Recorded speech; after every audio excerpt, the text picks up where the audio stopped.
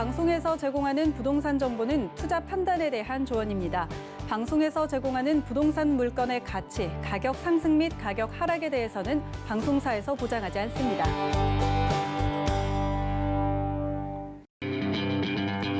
안녕하세요. 황금부동산 투자 황부자 진행의 강주리입니다. 우리나라에서 금융자산을 10억 원 이상 보유한 사람이 10년 전보다 2배 이상으로 불어난 것으로 나타나 주목을 받고 있습니다.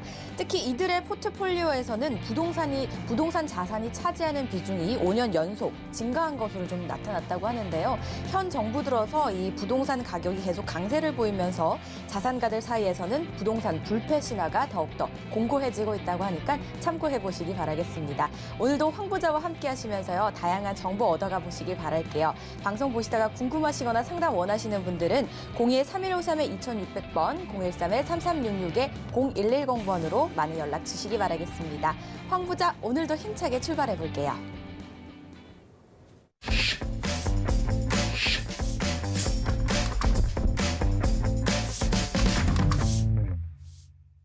오늘 함께 하실 분 바로 만나보겠습니다. 부동산계의 제임스 황이죠. 황진현 대표 바로 만나보겠습니다. 안녕하세요. 네, 반갑습니다. 황진현입니다. 자, 오늘도 인천 계양구에 있는 소형 아파트하고 한 주간에 있었던 부동산 이슈들을 한번 정리해 보도록 하겠습니다. 오늘도 힘이 되는 정보 드리겠습니다. 네, 오늘도 첫 번째 지역부터 저희 바로 만나볼게요. 바로 만나보시죠. 인천시 계양구에 위치한 재건축 예정인 소형 아파트입니다. 전용 면적 약 43에서 52제곱미터고요. 시세는 1억 5천에서 1억 7천만 원으로 형성돼 있습니다. 인천시 계양구에 위치한 소형 아파트 한번 만나보도록 하겠습니다. 일단 재건축 예정이라고 하고요. 좀 다양한 장점을 가지고 있다라고 들었는데요. 한번 바로 만나볼까요? 네, 일단 간단하게 개요부터 설명을 드리겠습니다. 위치는 인천광역시 계양구에 위치하고 있고요. 인천광역시가 다른 대도시보다는 인구가 좀 많이 있죠. 여기 한 300만 명 정도의 인구가 있는 곳이니까요. 그곳에 재건축이 예정된 소형 아파트입니다. 이 말을 하나씩 뜯어볼 필요가 있는데요. 재건축이 예정됐다라는 건 현재 진행되고 있지는 않아요. 현재 진행되고 있지는 않은 상태고 예정됐다라는 거는 기본적으로 건년이 30년 이상 됐다는 아파트겠죠. 재건축이 예정된 소형 아파트. 자, 큰 아파트가 아니고 얼마 전에 7.10 대책을 통해서 이제 취득세 중과 대상이 발표가 됐습니다. 다주택자에 대해서는 조정지역이든 비조정지역이든 다 취득세 중과를 하겠다고 7.10 대책에서 발표를 했고요. 이 실행이 7월 28일부터 시행한다고 얘기를 했는데 그중에서 이런 거는 취득세 중과가 되면 안 되지 않을까 해서 예외로 둔 것들이 있어요. 그중에 하나가 소형주택의 개념인데 공시가격이죠. 공시가격이 1억 원 이하. 1억 원 이하예요. 미만이 아니라 1억 원 이하의 아파트에 대해서는 투기에 대한 위험이 별로 없다. 그리고 부동산 경기가 너무 하향되면 안 되니까 부동산 경기의 활성화를 위해서 취득세 중과 대상에서 제외를 하겠다라고 얘기한 게 소형주택이고요. 그 소형주택의 범위 안에 들어가는 아파트라는 거. 그리고요. 자, 면적은 전용이 약 43에서 52평방미터까지 있습니다. 그러니까 투룸부터 시작해서 3룸까지 있다는 거죠. 이 지역이 굉장히 좀 크고 광범위하고 수많은 세대가 있기 때문에 면적 또한 굉장히 다양하게 있습니다. 자, 시세는 현재 1억 5천만 원에서 1억 7천만 원 정도의 형성이 돼 있고요. 제가 저번 주에 여기서 이 물건을 설명드릴 때 1억 3천만 원에서 1억 4천만 원이라고 설명을 드렸습니다. 단지 일주일 전이죠. 일주일 전에 방송을 드렸을 뿐인데 그 1억 3천에서 1억 4천만 원에 대한 그 물건들이 이제 다 소진이 된 거예요. 다 소진이 되고 지금도 호가가 계속 올라가고 있습니다. 일주일 만에 거의 한 2천만 원 가량이 올랐으니까요. 지금 나와 있는 건 1억 5천만 원에서 1억 7천만 원 정도 선의 매매가가 형성돼 있는데 이 가격 자체만으로도 투자 수익을 내기에는 굉장히 좋은 물건이다라는 거 설명을 드리겠고요. 간단하게 이 물건에 대한 추천 포인트를 한번 알아보도록 하겠습니다. 첫째, 취득세 중과가 없다. 그러니까 소유 주택수에 포함이 안 되는 소형주택의 규모다. 아까 제가 잠깐 설명을 드렸죠. 710 대책을 통해서 취득세를 중과되는 대상들이 나왔습니다. 그거는 뭐 면적이나 이런 거 상관없이 다주택자들에게는 무조건 취득세가 뭐 8%에서 12%까지 중과되는 내용인데요. 거의 조정 지역에 있는 얘기죠. 지금 이 소형 아파트 또한 조정 지역 내에 있습니다. 규제 지역 안에 있는 거죠. 하지만 이 주택수에 포함이 안 되는, 그러니까 취득세 중과 대상의 예외라고 할 수 있는 소형주택이라는 거죠. 소형주택의 범위는 공시가격이 1억 원 이하, 공시가격 1억 원 이하의 재개발이나 재건축 또는 뭐 주거안정 개선, 뭐 가로정비구역 이런 식으로 구역 지정이 안 돼 있는 곳이어야 돼요. 이미 재건축으로 지정이 돼 있거나 재개발로 지정이 돼 있거나 또 거기가 좀 많이 낙후된 지역에서 뭐 가로정비구역으로 지정이 돼 있거나 이럴 때는 소형주택으로 인정받지 못합니다. 취득세가 중과된다는 얘기죠. 하지만 지금 소개시켜드리는 소형 아파트, 계양구에 있는 아파트는 취득세 중과 대상이 아니라는 거고요. 세 번째, 인근 2만여 세대의 저층 재건축 예정 단지입니다. 자, 2만여 세대의 재건축 예정 단지가 있다는 게 아니고요. 이 주변으로 고층 아파트들을 포함해서 약 2만 세대가 있습니다. 근데 이 중에 한 5천 세대 정도가 저층 아파트 밀집 지역이 있어요. 근데 그 밀집 지역이 뭐 따닥따닥 빌라지티식이 붙어 있는 게 아니라 큰 면적의 저층 아파트들만 모여 있다는 거죠. 근데 그 모여 있는 한 5천여 세대 되는 그 아파트들이 전부 다 건년이 30년이 넘어갑니다. 재건축이 가능하자면은 일단 건년이 30년이 넘어야 되잖아요. 건년이 30년이 넘는 거에 대해서 이제 뭐 추진위를 구성한다든가 조합을 구성한다든가 이렇게 진행이 되는데 이곳은 아직 구역 지정이 안 돼 있습니다. 곧 조만간 되겠죠. 그래서 구역 지정이 안 돼 있기 때문에 이 소형 주택 그 규모에 들어간다는 얘기고요. 이 5천 세대 되는 이 아파트 단지들 전체들이 이제 재건축 예정 단지가 된다는 것입니다. 자, 다음은 인근 지하철, 대형마트, 메디컬 빌딩들이 굉장히 잘 형성이 돼 있습니다. 생활 편의 시설들이 지금 생기는 곳도 아니고요. 너무 오래돼서 낙후된 곳도 아니에요. 굉장히 잘 형성이 돼 있고요. 많은 세대가 거주하는 이런 대단지다 보니까 학군 또한 잘 돼 있습니다. 그리고 유동인구도 많고 상주인구가 굉장히 많아요. 일단 부동산 가격을 얘기하려면, 부동산 가치를 얘기하려면 그 부동산을 원하는 사람들이 많아야겠죠. 원하는 사람이 많다는 거는 그 수요가 많아야 된다는 거고, 기본적으로 인구가 많아야 돼요. 아니면 많아질 가능성이 있거나. 근데 기존에도 상주 인구가 약 30만 명 이상이 되는 곳입니다.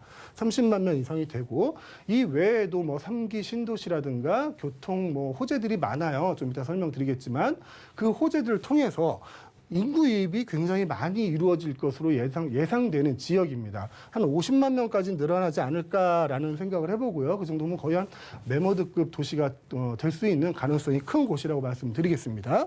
마지막으로 광역시 중에 유일하게 인구가 증가하고 있는 곳이 인천입니다. 왜일까요? 광역시 중에 왜 인천만 인구가 증가를 할까요? 자, 지방에서 이제 서울로 일자리를 찾아 올라오는 거죠. 지방에도 대도시들이 있지만 거기에 있는 일자리만으로 안 되니까 서울로 올라오는 거예요. 서울로 올라왔는데 막상 올라오니까 나 지방에서 한 1억 5천에 전세 살고 있었는데 올라오니까 6억 달래요. 못 버티죠. 못 버티니까 수도권으로 이제 나가는 겁니다. 수도권으로 나가는데 인천이 다른 지역에 비해서 굉장히 저평가돼 있었거든요. 그 이유를 잘 모르겠어요. 이게 서울에 비해서 개발이 좀 늦어진 이유 때문일 것 같은데 인천만큼 수도권에서 서울로 접근하기 쉬운 도시가 없습니다. 기존에 있는 교통망을 활용하고 뭐 새로 생기는 교통망들도 굉장히 많기 때문에 그만큼 서울로 이동하기가 굉장히 편한 도시가 인천이라고 저는 생각하고 있거든요. 그래서 그 생각을 같이 하시는 분들이 많을 거예요. 서울에 있는 주거 비용을 감당을 못해서 수도권으로 나가려고 하는데 그중에 가장 좋은 곳이 인천이구나. 그래서 인천으로 들어오고 광역시 중에 유일하게 인천 자체의 인구가 증가하고 있다는 곳.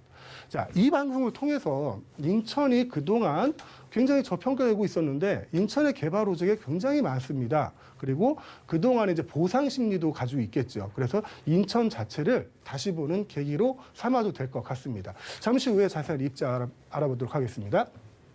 인천시 계양구에 위치한 소형 아파트 만나보고 계신데요. 세대수도 굉장히 많고 면적도 좀 다양하게 형성이 되어 있다고 합니다. 그리고 주변에도 좀 재건축을 기다리는 단지가 많다 보니까 앞으로 많은 개발이 좀 예정이 되어 있을 것 같고 기대가 되는 곳인데요. 주변에는 좀 어떤 것들이 형성이 되어 있는지 입지 바로 만나보겠습니다.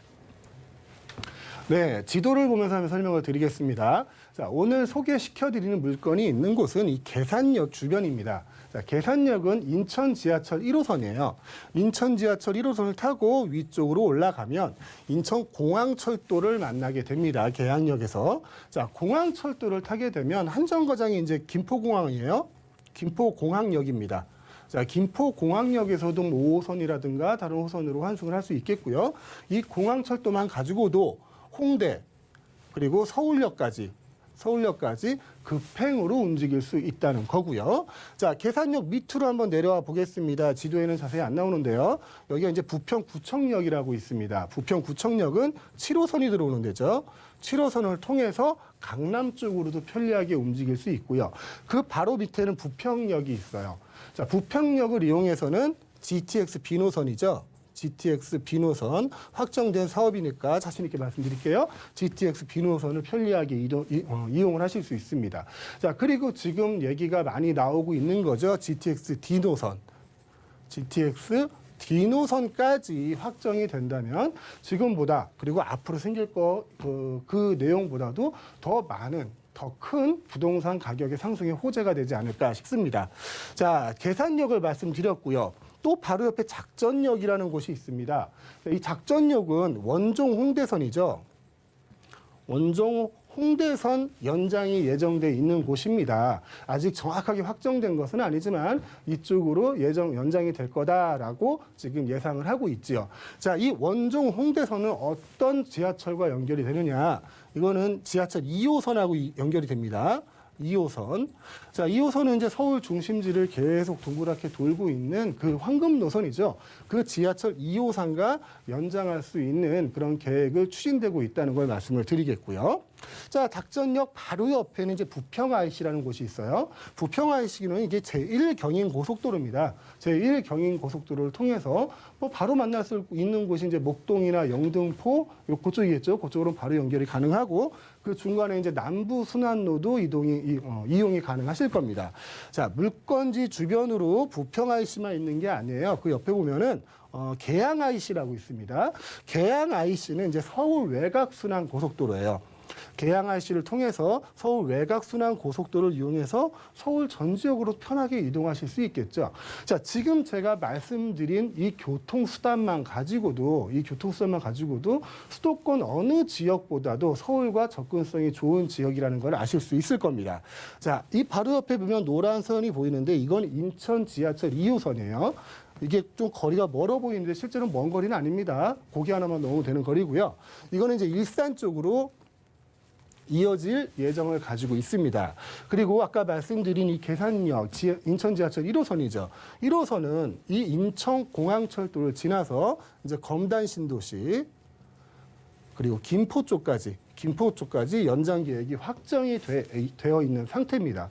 자, 이런 걸 두고 이제 사통팔달이라는 말을 쓸 수도 있는 거겠죠. 어디로든 갈 수 있어요. 경기권으로도 갈 수도 있고 서울로도 갈 수도 있고요. 자, 이 좋은 교통 여건을 가지고 있는데 또 하나 호재가 있어요.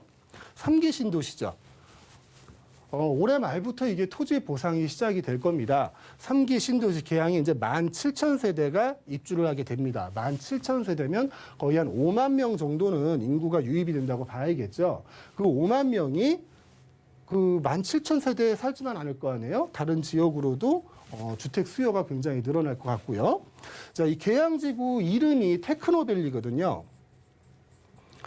테크노밸리 3도시입니다. 자, 테크노밸리라는 거는 이 주거단지만 들어온다는 얘기가 아니겠죠. 수많은 기업체, 첨단 산업단지를 만들겠다고 하고 있습니다. 그러면은 그 종사자의 필요한 그 거주 수요도 있을 거고요. 그 종사자들이 들어와서 살 수 있는, 가족들이 살 수 있는 주택 수요도 있을 겁니다.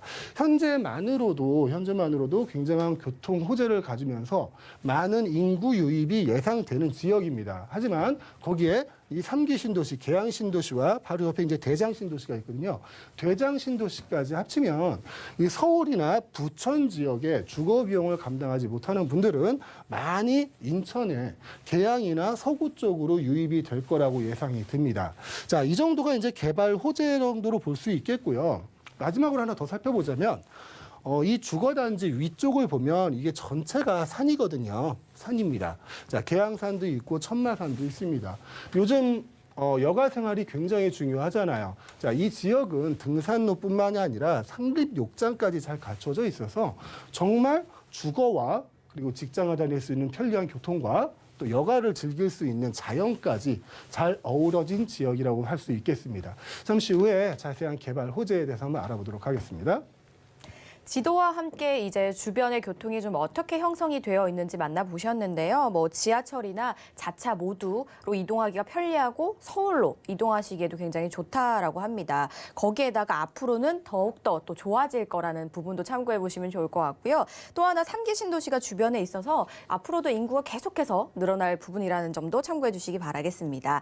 또 최근에 부동산 시장을 보시면요. 굉장히 많은 대책들이 쏟아져 나오고 있습니다. 그중에서도 아무래도 가장 화두가 되고 있는 부분이 세금 문제일 텐데요. 많이 복잡해져서 어려워졌습니다. 그런데 이 부분에 있어서 좀 자유로워질 수 있다라는 부분이 굉장히 좀 큰 메리트지 않을까라는 생각이 들고요. 또 하나 재건축 예정이다라는 말씀도 해주셨거든요. 이 재건축에 관련된 이야기까지 저희 함께 한번 자세한 이야기 들어보도록 하겠습니다. 네, 이제 좀 자세히 한번 들어가 봐야겠죠. 자, 주변의 큰 내용들을 한번 살펴봤고요. 그러면 이 지역이 추천할 수 있는 앞으로 어떻게 개발될 수 있는지 그 계획에 대해서 한번 말씀드리고요. 이게 왜 투자 가치가 있는지에 대해서도 한번 설명을 드리겠습니다. 자, 그걸 시작하려면 먼저 세금부터 살펴봐야겠죠. 앞서도 몇 번 설명을 드렸는데 710 대책을 통해서 취득세 중과에 대한 내용이 확정이 됐습니다. 그래서 전에는 뭐 1에서 3% 정도 생각하면 됐잖아요, 취득세를. 근데 개정이 된 게 이렇습니다. 1주택자는 뭐 1에서 3% 똑같은데 2주택자부터 이제 취득세 내용이 달라집니다. 자, 취득세가 조정 대상 지역에서 2주택자가 되느냐, 또 그 외 지역에서 2주택자가 되느냐, 또 거기서부터 나눠져요. 조정 대상 지역 내에서 2주택자가 되면 취득세는 8%, 외에서는 1에서 3% 그대로 유지됩니다. 하지만 3주택부터는 다 중과 대상이 됩니다. 조정 대상 지역은 12%, 그 외의 지역은 13%, 4주택부터는 전부 다 12%. 자, 부가세까지 합치게 되면 거의 14% 정도에 가까운 취득세를 내는 것이 710 대책으로 확정이 됐고 이게 실행이 7월 28일자부터 됐습니다. 하지만 여기에 포함이 안 되는 예외되는 조항들이 있었어요. 총 13가지 정도의 예외가 있었는데 이 중에 살펴볼 게 뭐 가정 어린이집도 있고 노인 복지주택도 있습니다. 그중에 보면 뭐 저당권 실행으로 취득한 주택, 즉 경매란 얘기죠. 예, 경매로 인해서 취득한 주택에 대해서도 취득세 중과를 하지 않겠다라는 내용이 있는데 우리가 볼 건 이게 8번입니다. 8번. 공시가격 1억 원 이하의 주택, 그리고 가로쳐 놓고 있죠. 재개발 구역 등 제외라고 되어 있습니다. 공시가격이 1억 원 이하인데 그게 만약에 재건축 지역이나 재개발 지역이나 뭐 주거환경 개선지구, 뭐 가로정비구역 등 이게 구역 지정이 돼 있으면 앞으로 개발이 확정되어 있는 거잖아요. 그만큼 진행이 됐다는 얘기거든요. 그 진행이 된 곳에 대해서는 부동산 가격이 상승할 가능성이 굉장히 크기 때문에 그 지역에 대해서는 취득세 중과에서 예외를 안 시켜주고요. 구역이 지정되기 전까지, 그러니까 구역이 지정되기 전 단계의 공시가격 1억 원 이하의 주택에 대해서만 취득세 중과를 면제를 시켜준다는 거예요. 취득세 중과를 안 해주겠다는 얘기죠. 그냥 뭐 1에서 3% 똑같이 내면 됩니다. 그 이유를 보니까 투기 대상으로 보기 어렵다라고 얘기를 하고 있습니다. 자, 사실상 이 소형 주택이 서울 시내에는 거의 없다고 보시면 됩니다. 작은 빌라 하나만 해도 공시가격이 1억이 거의 넘어가니까요. 그리고 이런 소형 주택을 위주로 투자하시는 분들을 보면 대부분 수도권에 있는 빌라나 연립이에요. 빌라나 연립 작은 것들이죠. 그러니까 그게 단독적으로 재건축이 되기는 힘들 거라고 판단을 하고 전체적으로 재개발을 기다리고 투자를 하는데 그거는 좀 확률이 기다려야 되는 시간도 길고 진행돼야 되는 시간이 길기 때문에 확률이 좀 떨어지는 투자죠. 가급적이면 자체적으로 개발이 될 수 있는 재건축이면 확률이 높고 투자 수익을 회수하는데도 훨씬 빠른 시간이 소요될 겁니다. 여하튼 공시 가격 1억 원 이하의 구역 지정이 되기 전에 있는 주택에 대해서는 취득세 중과를 하지 않겠다라는 내용이 그 법으로 나와 있고요. 제가 왜 재건축을 말씀을 드리냐? 이 소형 아파트는 왜 재개발이 아니라 재건축 쪽으로 말씀을 드리냐? 그 차이라는 말씀을 드릴게요. 재개발이라는 건죠. 정비 기반 시설이 열악하고요. 정비 기반 시설이 열악하다는 거는 도로라든가 뭐 상하수도 시설이라든가 뭐 학교 이런 것들이 굉장히 낙후했다는 얘기예요. 낙후돼 있고 그 중에 노후 불량 건축물이 밀집한 지역입니다. 자, 공동주택뿐만이 아니라 뭐 단독주택, 뭐 무허가 주택 등등 굉장히 많겠죠. 그런 주택들이 밀집한 지역은 그 하나만 가지고 개발해서는 실효를 얻을 수 없어요. 그래서 전체적으로 관에서 관여해서 재개발 사업은 거의 다 관에서 관여하는 거거든요. 관에서 관여하는 재개발 사업으로 진행이 됩니다. 그리고 이 조합원 개념도요. 조합원 개념도 여기는 강제조합원이에요. 내가 나 이거 조합 안 할래요 하고 할 수가 없습니다. 재개발구역으로 지정이 되고 사업이 진행이 되면 무조건 조합원인 거예요. 그리고 나중에 현금 청산이 되는 거죠. 근데 이 인천의 소형 아파트는 왜 자꾸 재건축을 얘기하느냐? 재개발은 가능성이 없나요? 예, 없어요. 거기는 재개발 가능성 없고 기반시설, 정비 기반시설이 양호하나 거기는 도로나 학교나 상하수도 뭐 기반 다른 학교 이런 것들이 잘 돼 있거든요. 그러니까 전체적으로 뭐 개발을 할 이유가 없는 거예요. 그 공동주택만 건년이 오래됐기 때문에 그 집만 재건축하는 되는 거죠. 그래서 이 오늘 소개시켜드린 인천 소형 아파트 경우는 재개발이 아닌 재건축이 굉장히 유력한 사업이다라는 것을 설명드릴 수 있겠고요. 자, 그러면은 정비 사업의 추진 절차를 한번 알아봐야 될 것 같습니다. 내가 재건축에 투자를 했는데, 내가 지금 잘한 건가? 그럼 난 언제 팔아야 되나? 어떻게 진행되는 걸까? 이렇게 궁금하시는 분들이 굉장히 많아요. 자, 그 절차를 한번 살펴봤습니다. 처음에 이제 기본 계획을 수립을 합니다. 기본 계획이라는 거는 이제 관에서 하는 거죠. 특별시, 도지사 뭐 이렇게 그 관에서 10년마다 한 번씩 기본 계획을 수립을 합니다. 그리고 5년마다 한 번씩 적정성 검토를 하게 되고요. 이 기본 계획이 수립이 된 곳에서 정비구역으로 지정을 합니다. 정비구역이라는 건 뭐 재개발도 있을 수 있겠고요. 재건축도 있을 수 있겠고, 뭐 주거환경 정비 사업도 있겠고, 뭐 가로정비도 있을 수 있을 거고요. 그런 정비구역으로 지정이 됩니다. 근데 오늘 소개시켜드리는 이게 소형 아파트는 소형 주택의 범주 안에 들어간다고 그랬잖아요. 근데 그래서 정비구역으로 지정이 되면 소형 주택으로 받을 수 있는 혜택을 받지 못해요. 그래서 소형 주택 투자하실 때는 정비구역 지정 전에 투자하시는 게 굉장히 유리할 겁니다.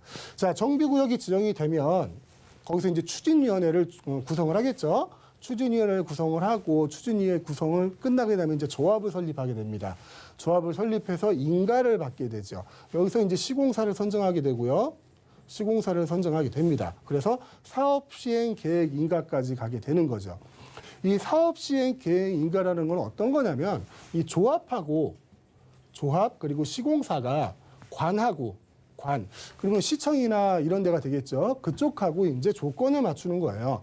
몇 층짜리 건물을 질 거냐, 그 용적률을 얼마나 줄 것인가, 여기에 대해서 타협을 하게 되는 거죠. 그러면 기부 체납을 얼마나 할 테니까, 뭐 학교를 만들어주고, 도로를 만들어주고, 뭐 공개 공지를 만들어서 기부를 할 테니까 여기에 집을 더 짓게 해주세요라는 그런 조건을 타협하는 게 사업시행 계획 인가입니다. 자, 이거는 좀 쉬운 편이에요. 여기까지 가는 게. 제일 어려운 게 이거죠. 관리처분 계획인가. 관리처분 계획인가는 조합하고 그리고 시공사라고 표현하면 되겠죠. 시공사하고 조합원하고의 조건을 맞추는 거예요. 내가 가지고 있는 집을 얼마를 인정해 줄 것인가. 그러면 몇 평을 줄 것인가. 내가 그러면 더 얼마를 내야 되는가. 어디를 분양해 줄 것인가 뭐 이런 조건을 따지는 건데 조합원들이 많으니까 시간이 오래 걸릴 수밖에 없겠죠. 그래서 관리 처분 계획 인가가 끝나면 그 사업은 90% 이상 진행됐다고 보시면 됩니다. 그중에는 뭐 이주 철거 착공하고 그다음에 조합 해산 청산이거든요. 이건 입주한다는 얘기예요. 자, 이 과정들 중에서 나는 어느 지점에서 사서 어느 지점에서 팔아야 할까요? 자, 재건축, 재개발 모두 뭐 공이 비슷하겠지만 그 가격은 쭉 올라가고 있는 겁니다. 어느 시점이든지 쭉 올라가고 있는데 그게 정비구역으로 지정될 때 그리고 조합 인가가 날 때 그리고 사업계획 인가가 날 때 여기까지는 많이 오를 수 있겠죠. 그리고 관리처분계획 인가가 됐는데 그때는 가져가시는 게 나을 거예요. 그게 가져가시는 게 훨씬 더 이득이 클 겁니다. 그래서 이 매도 타임, 매수 타임 정하는 게 재건축, 재개발 투자할 때는 굉장히 중요한 부분입니다. 그래서 절차에 대해서 한번 알아봤고요. 이거는 아까 소형 주택에 대해 설명드린 내용인데 얼마 전에 그 정부에서 이런 발표를 했습니다. 공시가격을 인상하겠다고요. 공시가격을 90%까지 올리겠다라고 얘기했습니다. 근데 오늘 소개시켜드리는 이 아파트들은 대부분 공시가격이 9천만 원에서 9천만 원 후반에 형성이 돼 있는 겁니다. 그러면 내년이면 오늘 소개시켜드리는 이런 아파트들은 없다는 거죠. 수도권에서 대단지를 가지고 있는 재건축 아파트가 소형주택으로 인정받아서 투자할 수 있는 가능성은 이제 점점 없어진다는 겁니다. 자, 이 공시가격에 대해서는 조금 있다가 이슈 시간에 제가 다시 한번 좀 살펴볼까 해요. 이게 참 복잡한 내용이거든요. 공시가격이 올라가게 되면 누가 득을 보고 누가 실이 되는지 그 내용은 좀 이따 한번 살펴보도록 하고요. 마지막으로 이 내용 한번 살펴볼게요. 재건축 조합원 실거주 2년. 자, 이거는 6.17 대책 때 나왔던 겁니다. 6.17 대책 때 정부에서는 어떤 발표를 했냐면요. 이렇게 했어요. 투기 과열 지구 그리고 조정 대상 지역에서 조합원 분양 시작 시까지 2년 이상 거주가 필요하다라는 대책을 내놨습니다. 자, 이거는 이렇게 하겠다라고 정부가 내는 대책이고요. 자, 이게 시행이 되려면 법이 바뀌어야겠죠. 법이 바뀌어야 됩니다. 이 법이 뭐냐면 도정법이에요. 도정법이 도시 및 주거환경 정비법이라는 겁니다. 이 법이 바뀌어야지만 이게 시행이 되는 거죠. 그래서 9월 10일 날 이게 개정안이 발의가 됐습니다. 개정안이 발의된 내용을 한번 살펴볼게요. 과밀 억제권역이 투기 가열 지구에서 시행하는 재건축 사업. 자, 과밀 억제권역에 투기 과열 지구에서 시행하는 재건축 사업. 과밀 억제 권역이라면 이거 수도권을 얘기하는 겁니다. 수도권에서 투기 과열 지구에서 시행하는 재건축 사업에만 2년 이상 의무 거주가 생긴다는 거예요. 그러면 과밀 억제 권역의 조정지역에서는 2년 실거주 안 해도 된다는 얘기죠. 자, 이 계양의 소형 아파트를 저희가 투자 목적으로 이렇게 개발을 하면서 알아본 내용이에요. 자, 조정 지역에서 있는 재건축 아파트는 실거주 2년이 필요 없다. 그리고 이거는 다른 쪽으로 좀 해석할 수도 있겠죠. 과밀 억제 권역의 투기 가열 지구에서만 재건축이 2년 실거주니까 과밀 억제 권역이 아닌 지방 대도시 같은 곳들 그쪽의 투기 과열 지구에서 진행되는 재건축 재개발 사업도 2년 이상 재건축 사업엔 2년 이상 실거주가 필요치 않다라는 내용도 적용이 가능할 겁니다. 자, 그래서 오늘 소개시켜드리는 이 인천에 있는 그 소형 아파트 같은 경우는 소형 아파트 범주 안에 들어가 있으면서 실거주 2년에 대한 의무가 없다는 거, 그거 다시 한번 설명드리는 거고요. 이제 호재에 대해서 마지막으로 정리를 한번 해보도록 하겠습니다. 자, 이 아파트 주변에 일어나고 있는 호재 중에 가장 대표적인 건 이거죠. 3기 신도시 계양지구입니다. 올 연말부터 토지 보상금이 이제 그 토지 보상이 시작이 됩니다. 약 17,000호 정도의 주택이 공급이 될 거고요. 아까 말씀드렸다시피 이 3기 신도시 이름이 테크노밸리예요. 테크노밸리. 그래서 첨단 산업단지가 예정이 되어 있습니다. 다 그냥 주택만 들어오는 게 아니에요. 주택만 들어오는 게 아니라 거기에 이제 산업체까지 많이 들어온다는 얘기죠. 그 산업체까지 많이 들어온다는 얘기는 거기에 인구가 많이 유입이 되겠구나. 거기에 기업체 이제 종사자들이 많이 들어오겠구나라는 걸 예상할 수 있겠고요. 두 번째 이제 원종 홍대선 얘기를 해야 될 것 같습니다. 자, 100% 확정된 얘기는 아니지만 아까 지도를 보면서 잠깐 설명드렸어요. 작전역이라고 있었죠. 그 물건지 주변에 작전역이라고 있는데 작전역이 서울 지하철 2호선 연장 사업에 포함될 가능성이 굉장히 크다라는 호재가 있습니다. 거기서 이제 뭐 청라도시까지 연장한다는 얘기도 있고요. 아직 확정은 안 된 얘기지만 꼭 확정되는 얘기만 가지고 부동산 가격이 움직이는 건 아니니까요. 계양 신도시를 통해서 인구가 유입이 될 거고요. 원종 홍대선이 확정이 되면 그만큼 또 인구가 유입이 될 겁니다. 자, 그리고 GTX 디노선을 얘기 안 할 수 없겠죠. GTX 디노선.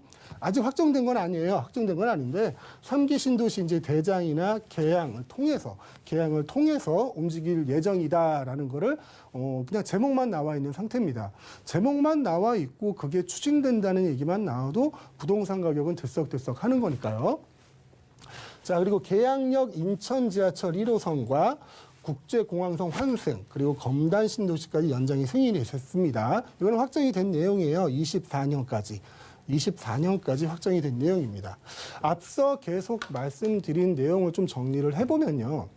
이 계양이라는 도시가 지금도 뭐 정비가 잘 돼 있고 인구가 30만에 육박하는 큰 도시인데 이러한 호재들, 여기에 나와 있지 않은 호재들도 있죠. 뭐 7호선이나 뭐 공항철도 같은 얘기는 아예 안 나왔으니까 그런 호재들까지 다 합쳐서 앞으로도 인구가 많이 유입이 될 가능성이 크겠구나라는 거를 우리는 확인할 수 있습니다. 자, 부동산의 가치를 가장 올려줄 수 있는 건 그게 수요가 많을 때 올라가는 거거든요. 그 수요가 많다는 거는 그 지역에 인구가 많다는 얘기고 결국 인구가 유입되는 곳에 부동산 가격이 올라간다라는 그런 논리가 형성이 되는데 이 지역이 딱 그 지역이고 이 물건 또한 투자하기에 굉장히 좋은 조건을 가지고 있다라는 내용을 말씀을 드렸습니다. 재건축 예정을 앞두고 있는 인천시 계양구에 위치한 소형 아파트 만나보고 계신데요. 이 소형 아파트를 더욱더 빛나게 해줄 호재, 이슈까지 모두 만나봤습니다. 이제는 마지막 정보죠. 저희 시세 분석 한번 나눠보겠습니다. 네, 이 시세 얘기하면 참 저번 주가 좋았는데요. 1억 3천부터 4천까지였는데. 자, 이번 주부터는 시세가 이렇게 바뀝니다. 1억 5천에서 1억 7천만 원의 형성이 되어 있습니다. 물론 집 종류가 좀 달라지는 그런 이유도 있죠.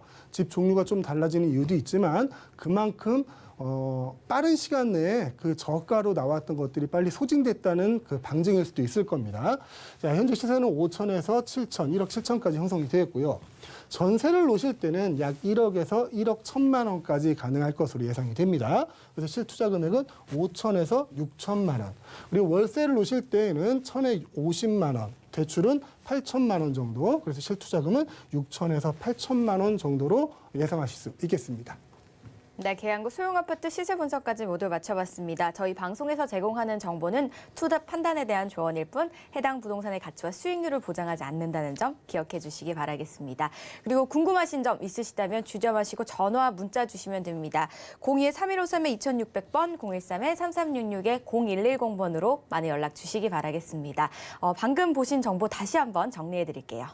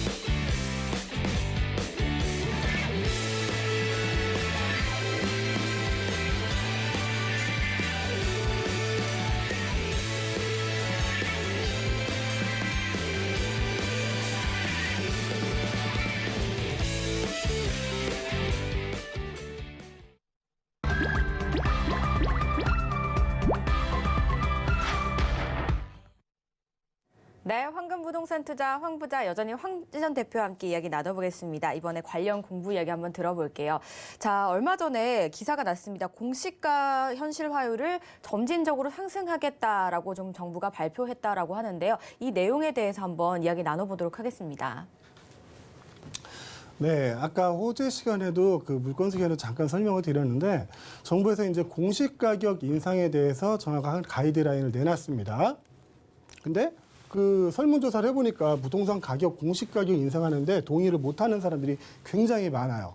자, 공시가격 90%까지 올리겠다고 얘기를 했고요.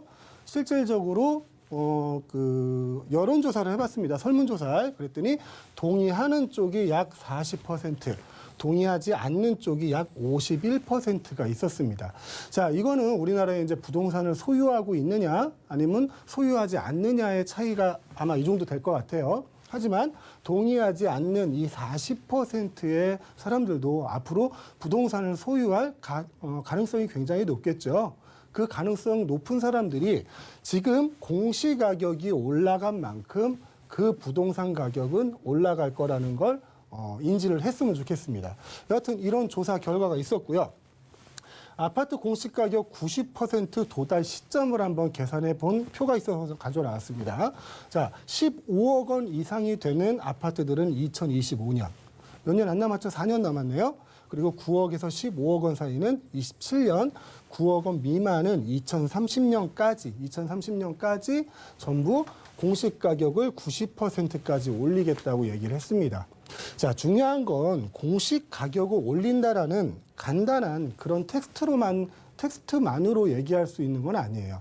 공시가격이 올라간다는 건 말이죠. 실질적으로 부동산에 관련된 세금, 부동산뿐만이 아니죠. 건강보험료도 있고요. 사회보험료, 그런 것들도 전부 다 기준이 되는 게 공시가격입니다.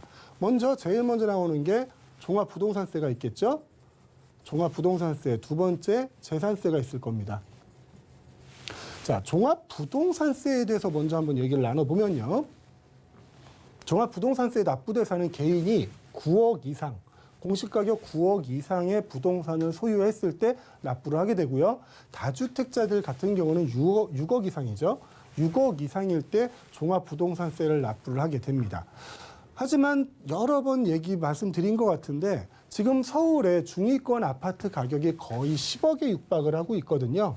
자, 중위권 아파트 가격이 10억이라는 거는 그 이하 아파트도 있고 그 이상 아파트도 있겠지만 중간이 10억이란 얘기예요. 현재 공시 가격으로도. 근데 이 공시 가격을 계속 올린다는 거잖아요. 계속 올린다는 건 종합부동산세의 납부 대상이 계속 증가한다는 얘기입니다. 종합부동산세의 납부 대상이 계속 증가를 하고 있어요. 자, 재산세에 대한 얘기를 한번 해볼게요. 오늘 뉴스를 보니까 이렇게 나옵니다. 당정청에서 재산세 감세 대상을 6억 이하에 대해서는 재산세를 감해주겠다라는 걸로 결정을 한 것 같아요. 근데 재산세율이라는 게 기본적으로 한 0.1에서 0.4%입니다. 0.4% 형성돼 있고 재산세를 감면해주겠다는 포인트가 0.05 그리고 0.035까지 지금 감면해주겠다는 얘기거든요. 한번 계산을 해보자고요. 재산세 6억 이하로 하면 서울에 있는 주택의 75% 정도가 혜택을 본다고 합니다. 어떻게? 0.05%를요. 그런데 내년이면 이 집이 공시가격이 올라갑니다. 내후년이면 또 올라가고. 자, 서울 아파트 중위가격이 지금 10억인 상황에서 6억이라는 그 기준을 가지고 내가 재산세 혜택을 받을 수 있겠구나라고 생각하는 사람들은 그리 많지 않을 거예요. 재산세 혜택은 굳이 그냥 보여주겠다는 내용이고 결국은 공시가격이 올라간다는 거는 그 혜택이 없어진다는 얘기거든요. 재산세 납부 기준이 공시가격이니까. 공시가격을 올리고 재산세 0.05% 깎아준다 그러면 누가 믿겠어요. 그러니까 실질적으로 보면 공시가격을 올린다는 거는 종합부동산세 납부 대상이 많아진다는 거고요. 재산세액도 많이 내게 된다는 겁니다. 재산세가 줄어드는 게 아니라 기존에 많이 내던 사람은 훨씬 많이 내게 되고요. 기존에 뭐 적게 내던 사람은 그렇게 변화가 없어요. 그러니까 혜택 보는 게 별로 없다는 거죠. 자, 종합부동산세는 국세입니다. 국세고요. 재산세는 지방세죠. 지방세입니다. 그래서 이걸 9억으로 하자 뭐 이렇게 얘기를 당에서는 그렇게 얘기를 했나 본데 정부에서는 이제 6억으로 결정을 한 거죠. 왜? 지방세 수입이 줄어드니까. 결론적으로 보면 공시 가격이 올라간다는 거는 종합부동산세의 납부 대상자가 많아져서 국세는 많이 거치게 되고요.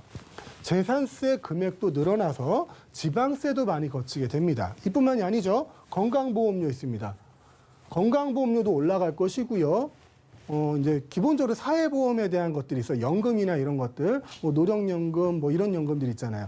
그거에 대한 가치 판단 기준도 이 공시가격입니다. 부동산을 소유하고 있다면 공시가격이라는 거죠. 결국은 공시가격이 올라가면 그 혜택을 보는 건 혜택을 보는 국민들이 거의 없다는 겁니다. 결국은 증세의 한 수단으로 사용되고 있지 않나라는 그런 얘기들이 나오는 결과가 이런 겁니다. 공시가격을 90%까지 올린다. 실질적으로 뭐 매매가에 준해서 올린다. 뭐 말만 들으면 크게 나쁜 얘기는 아니죠. 그만큼 세금 내라 그러는데 그 세금을 걷어가는 방법이 그냥 재산세 찔끔 내려주고 공시가격 올리면서 더 많은 세금을 가져가는 거 아닌가 이렇게 눈에 너무 훤히 보이는 그런 행동을 하는 게 아닌가 싶어서 오늘 공시가격 인상에 대해서 한번 얘기를 해봤습니다. 자, 두 번째 얘기는 부자의 왕도라는 얘기예요. 이 프로그램 오프닝 할 때도 이게 얘기 나온 것 같은데 부자들에 대한 조사를 해봤다고 합니다. 자, 부자의 왕도를 묻었더니 처음에는 사업, 두 번째는 부동산. 자, KB금융이 금융자산 10억 이상 400명 상대로 설문조사를 했습니다. 그중에서 1위는 사업으로 돈을 버는 거고요. 2위는 부동산으로 돈을 버는 거죠. 근데 그 자산 규모가 좀 중요해요. 예전에는 금융이 43%, 그러니까 2016년에 그리고 부동산이 51.4였는데 지금은 그 격차가 더 벌어져 있는 겁니다. 부동산이 56.6% 그리고 금융이 38.6%입니다. 자, 이게 부동산 가격이 많이 상승했다는 방증이 되는 거겠죠. 그래서 부동산 가격 상승의 이유가 지금 뭐 저금리 상태로 시장에 현금이 많이 풀려서 부동산 가격 상승이 아니라 화폐 가치가 하락한 건가라는 그런 생각도 좀 해볼 수 있을 것 같아요. 그래서 지금 부자 총 자산의 구성비를 보면 부동산의 비중이 점점 더 올라가고 있다라는 거고요. 총 자산에 대한 포트폴리오에 대해서 한번 말씀을 드릴게요. 예적금 그리고 주식 펀드, 신탁 등 금융이죠. 금융에 대해서는 그 포인트가 이렇게 높지 않습니다. 둘 다 합쳐서 20%가 안 되죠. 그러나 거주 외 주택, 그리고 빌딩, 상가, 유동성, 그리고 거주주택에 대한 비율이 26.1%까지 올라갑니다. 결국은 사업을 잘해서 돈을 모아서 그 돈으로 다시 부동산을 산다는 얘기죠. 그 부동산을 샀는데 그 부동산 가격이 또 올라가는 겁니다. 그런 순환 관계가 계속 돌아가는 거예요. 그게 지금이나 뭐 100년 전이나 크게 차이는 없을 것 같아요. 자, 부동산이라는 거는 기본적으로 부증성이라는 특성을 가지고 있잖아요. 부증성이라는 특성을 가지고 있기 때문에 그 양을 물리적으로는 늘릴 수 없습니다. 경제적으로는 늘릴 수 있어도. 그래서 그 자리에 어떤 부동산 하나가 생겼다는 거는 그 부동산을 없앨 수는 없다는 얘기거든요. 그 소유권은 계속 가지고 있고 그 자리가 좋고 여러 사람들이 원하는 자리고 그 물건이 여러 사람이 원하는 거라면 부동산 가격은 계속 올라갈 수밖에 없다. 지금 아무리 뭐 IT 산업이 발전하고 사업하는 분들이 뭐 금융으로도 많이 성공하고 계시긴 하지만 그래도 우리나라에서 자산 비중을 크게 차지하고 있는 거는 부동산이다라는 걸 말씀을 드리고 싶습니다. 부자의 왕도라는 그 제목이었어요. 네, 자, 공시가격은 각종 세금의 기준이 됩니다. 그러니까 공시가격이 오르게 되면은 세금도 같이 올라간다라는 이야기인데요. 많은 세금들이 이제 오르게 되면은 힘들어지는 건 물론 당연하지만요. 세금만 오르는 게 아니라 공시가격이 오르면 집값도 오르게 돼서 계속 이렇게 돌고 돈다라는 부분 이야기 좀 들어봤고요. 이어서 저희가 또 이 자산 비중이 부동산이 높다 이런 얘기 듣고 있었거든요. 이어서 들어보겠습니다. 네, 아까 그 자산 비중에 대한 말씀을 좀 드리고 있었는데, 그 내용이 뭐 예전하고 지금하고 크게 달라진 내용은 없어요. 그래도 지금 현재에도 가장 부자는 부동산을 많이 소유한 사람이 부자겠구나 이렇게 생각하시면 편할 것 같고요. 처음에 공시가격 얘기를 할 때 제가 한 가지 좀 넘어간 게 있습니다. 자, 공시가격이 90% 정도로 상향이 되면 세금이 점점 늘어나는 거다. 그러면 일반 국민들은 혜택 보는 것 대신 혜택 보는 내용보다는 나가는 지출되는 세금이 많아지는 결과를 가져올 것이다라고 말씀을 드렸는데 그 내용을 한번 표로 한번 나와 있는 걸 가져와 봤습니다. 자, 실질적으로 공시가 현실화율이 90%가 되면 고가 1주택자의 보유세는 어떻게 늘어날 것인가에 대해서 말씀을 드리는 거예요. 자, 지금은 종합부동산세에 대해서만 말씀을 드립니다. 종합부동산세. 자, 올해 보유세, 재산세는 뺀 거예요. 예. 잠실 주공 같은 경우 전용이 82평방미터짜리가 공시가격이 16억 5천만 원입니다. 근데 이게 공시가격이 90%까지 현실화가 되면요. 2,123만 원까지 늘어납니다. 올해는 838만 원 냈거든요. 자, 이 정도의 금액은 괜찮을 수 있겠죠. 한남더일 같은 경우는 지금 37억 2천만 원입니다. 물론 돈이 많은 분들이 이 집을 샀겠죠. 근데 올해 건 4천만 원 정도의 종합부동산세를 내요. 근데 이게 공시가격이 90%까지 올라가게 되면 8천만 원이 됩니다. 자, 종합부동산세라는 거는 대표적인 부유세이기도 하지만 보유세입니다. 보유. 자, 부유한 사람들이 보유할 때 내는 세금인데 기본적으로 조세를 얘기할 때 전제 조건이 이래요. 소득이 있는 곳에 세금이 있다.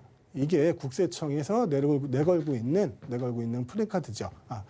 근데 지금 주택을 보유하고만 있는데 가격이 올라가서 세금을 더 내야 돼요. 내가 현실적으로 실현된 소득이 없습니다. 나는 가만히 있었거든요. 가만히 있고 현실적으로 내가 실현된 소득이 없는데 1년에 8천만 원가량의 종합부동산세를 낸다 그러면 굉장히 부담스러울 것 같아요. 이게 보유세 자체만 올라가면 좋은데 우리나라 이제 거래세 또한 올라가니까 거래세 이제 취득세나 양도세죠. 거래세를 포함한 보유세까지 합치면 우리나라가 이제 OECD 국가들 중에 거의 탑이 아닌가 생각 들 정도인데 거기에 공시가까지 올라간다고 하니까 오늘 공시가에 대해서 그러면 세금은 누가 얼만큼 가져가는지 그걸 좀 계산해 보려고 말씀을 드린 겁니다. 결국은 국민들은 세금을 내야 돼요.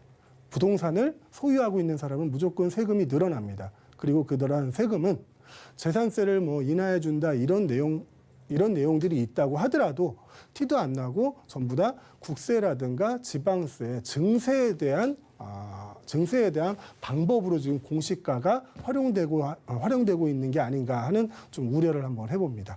자, 오늘 여기까지 하겠습니다. 네, 우리 모두가 부자가 되는 그날까지 저희 황 부자와 함께 해주시기 바랄게요. 궁금하신 점이나 상담 원하시는 분들은 02-3153-2600번, 013-3366-0110번으로 많이 연락 주시기 바라겠습니다. 오늘도 황진현 대표와 함께 정말 다양한 이야기 나눠봤습니다. 좋은 말씀 주신 대표님 고맙습니다. 네, 저희 전화와 문자도 열려 있지만 오프라인 자리도 있다고 해서 바로 안내해드리겠습니다. 위기 속의 기회, 수도권 소형 아파트 투자 전략 세워보시기 바라겠습니다. 매주 토요일 오후 2시부터 2호선 신촌역 3번 출구 인근에서 진행이 되고요. 전화 예약이 필수라고 하니까요. 화면을 통해 나가고 있는 번호로 예약 후에 참석해 주시기 바라겠습니다. 저희 방송에서 제공하는 정보는 투자 판단에 대한 조언일 뿐 해당 부동산의 가치와 수익률을 보장하지 않는다는 점 기억해 주시기 바라겠습니다. 그리고 방송이 끝난 이후에도 네이버 TV와 서울경제TV 홈페이지에서 언제든지 다시 보기 가능하시고요. 전화, 문자 상담 계속해서 열려 있으니까요. 많은 연락 주시기 바랄게요.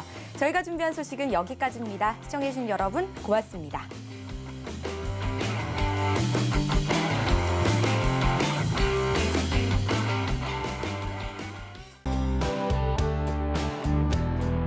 본 방송에서 제공하는 부동산 정보는 투자 판단에 대한 조언입니다. 방송에서 제공하는 부동산 물건의 가치, 가격 상승 및 가격 하락에 대해서는 방송사에서 보장하지 않습니다.